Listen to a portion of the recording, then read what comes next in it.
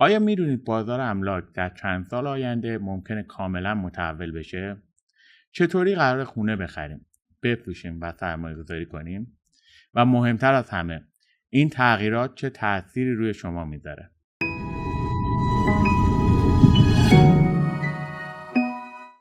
سلام به همه.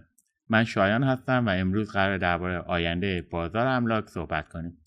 تغییراتی که با سرعت نور در حال رخ دادنه و مستقیما روی خرید، فروش و سرمایه‌گذاری شما تاثیر میذاره. اگه دوست دارید آینده رو بشناسید و بدونید چطوری میتونید آماده باشید، این ویدیو رو تا آخر ببینید. فکر کنید میخواید خونه‌ای پیدا کنید. با هوش مصنوعی سیستم‌ها دقیقاً مطابق با نیازهای شما لیست‌هایی رو پیشنهاد میدن که هم سبک زندگی شما رو در نظر میگیرن و هم بودجه‌تون رو. دیگه خبری از گشتن‌های طولانی و بی‌نتیجه نیست. همچنین فروشنده‌ها میتونن قیمت‌گذاری دقیق‌تری داشته باشن تا سریع‌تر به نتیجه دلخواه برسن. قراردادهای سنتی همیشه مشکلاتی مثل طولانی بودن فرآیند و حتی خطر کلاهبرداری داشتن. اما با تکنولوژی بلاکچین همه چیز امن‌تر و سریع‌تر شده. این یعنی قراردادها بدون واسطه‌های اضافی انجام میشن و خطرات خیلی کمتر میشه. فکر کنید بدون اینکه حتی از خونه‌تون بیرون برید میتونید تورهای مجازی یک خونه رو ببینید و با جزئیات همه چیز رو بررسی کنید. از طرف دیگه خونه‌های هوشمند هم دارن به یه استاندارد جدید تبدیل میشن.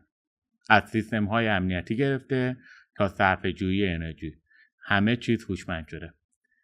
این چیزیه که خیلی از خریدارها به دنبالشن. خیلی الان به دنبال خونه‌هایی هستن که با محیط زیست سازگار باشن. مثلا خونه‌هایی که انرژی خورشیدی دارن یا از مواد پایدار ساخته شدن. همچنین زندگی در محله‌هایی که امکانات اجتماعی قوی دارن، مثل پارک‌ها، فروشگاه‌ها و دسترسی راحت، داره بیشتر از قبل محبوب میشه. حالا این تغییرات چه تأثیراتی روی شما داره؟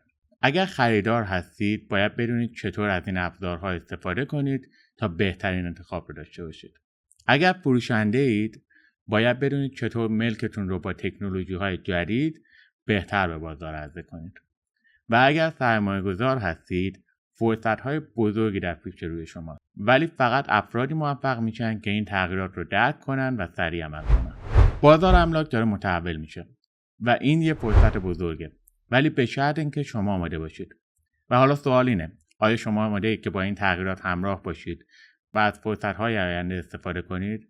اگر جوابتون مثبته، همین الان کامنت بذارین یا بهم پیام بدید تا با هم صحبت کنیم.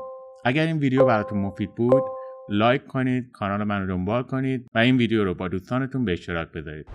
هر هفته با اطلاعات جدید درباره بازار املاک در خدمت شما هستم.